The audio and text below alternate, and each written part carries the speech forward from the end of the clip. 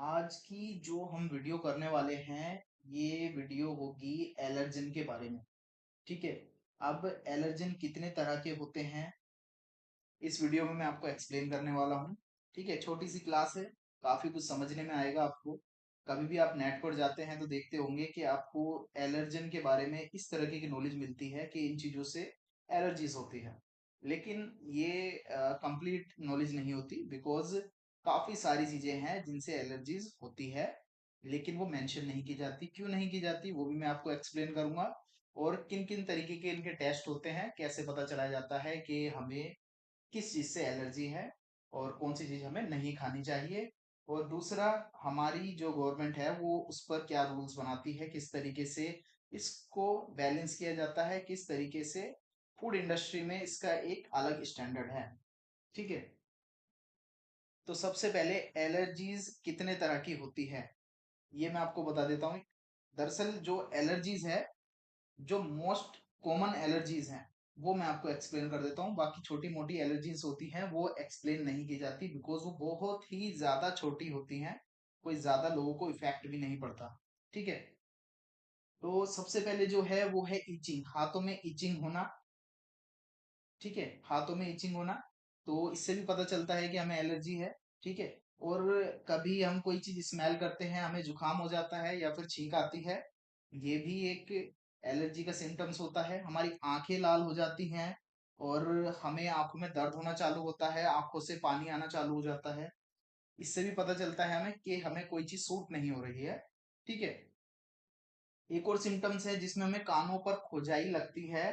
ठीक है, दर्द होने लगता है कान में। ठीक है। और एक होती है जिसमें हमें स्टमक इन्फेक्शन होता है, यानी कि स्टमक में पेन होने लगता है, इन्फेक्शन होता है। और ये इन्फेक्शन काफी बढ़ भी जाता है, इतना भी बढ़ जाता है कि जिसको एलर्जी होगी उसको हॉस्पिटल तक ले जाना पड़ता है, इतना सीरियस होता है ये। ठीक है। और एक होती है खांसना या फिर गले में दर्द होना, ये भी एक सिम्टम्स है, काफी कॉमन सिम्टम्स है ये। एक होता है सर दर्द का। ठीक है, सर में दर्द फील होता है।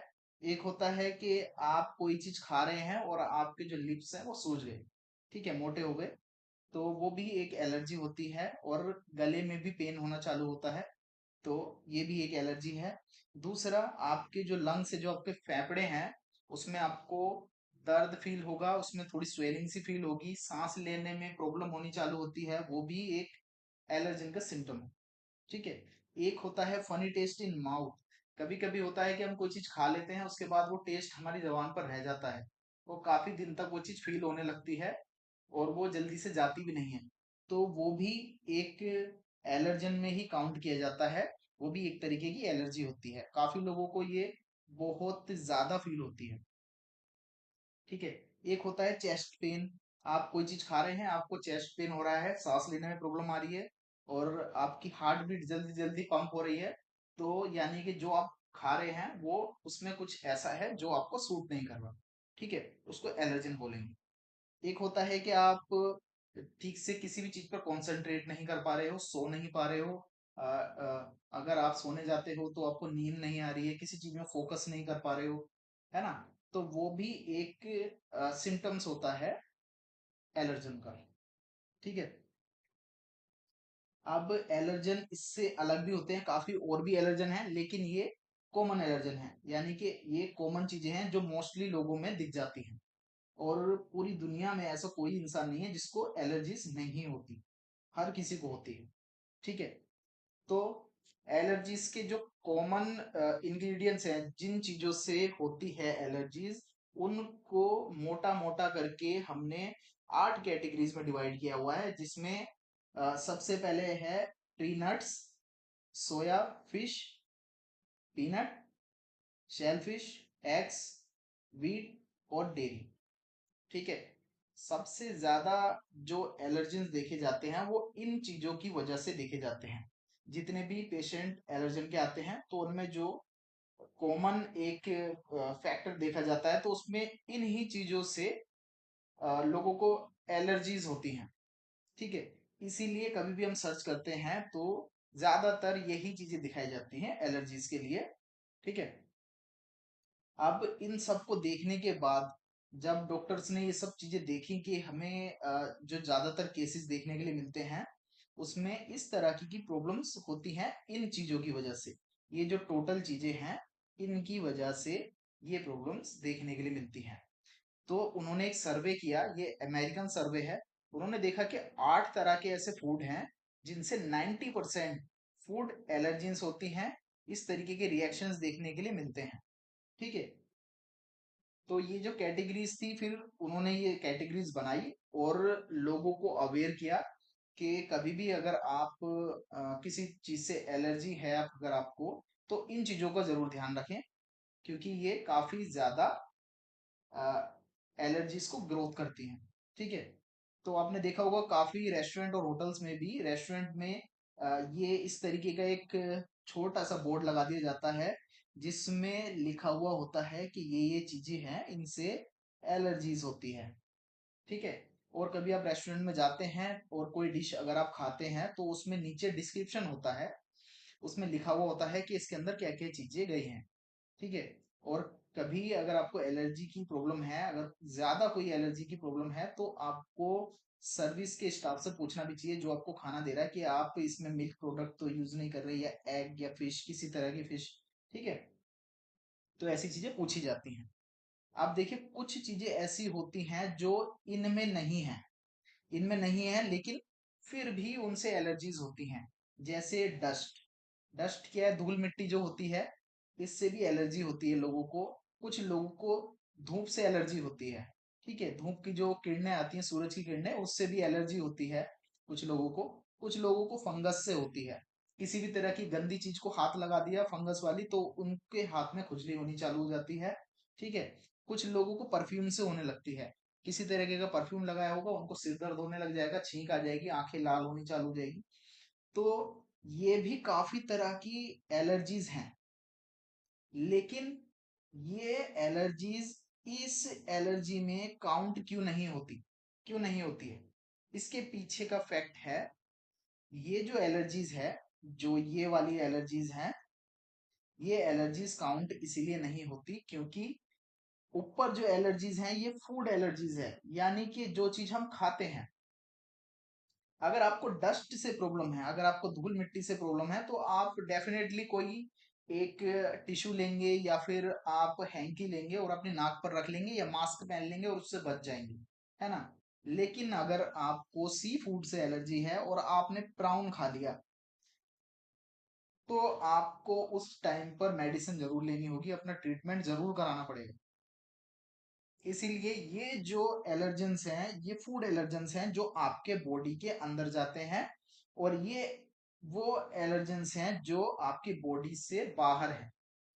आप इनसे बच सकते हैं अगर आपको प्रॉब्लम होनी चालू हो रही है। अगर आपको धूप से प्रॉब्लम हो रही है तो आप अपने को कवर कर सकते हैं, एक एम्ब्रेला खोल सकते हैं और उससे धूप से कवर कर सकते हैं अपने आप को।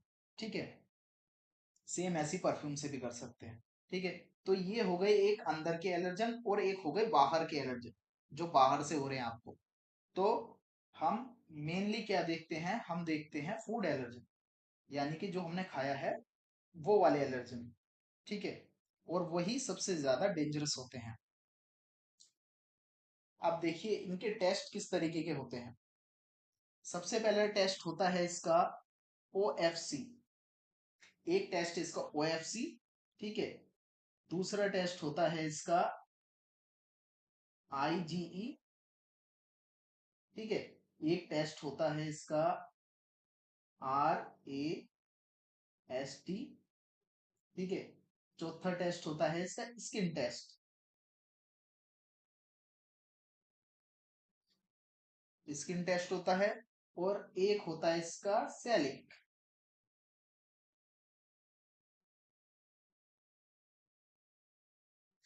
ठीक है, तो ये इस तरीके के टेस्ट होते हैं इसके।